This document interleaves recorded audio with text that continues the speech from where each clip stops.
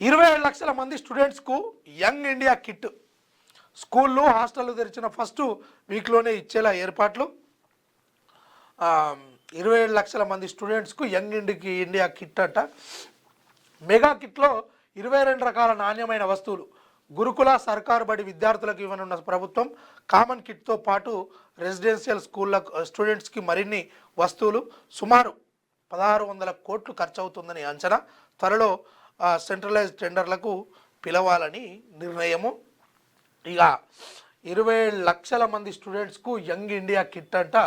ఇది ఎవరెవరు అదృష్టవంతులైతారు, ఇలా ఎవరెవరికి వస్తుంది, ఏ ఏ పాఠశాలలకు వస్తుంది అందులో మాత్రము అటు 22 రకాల నాణ్యమైనటువంటి వస్తువులు అందజేస్తారట.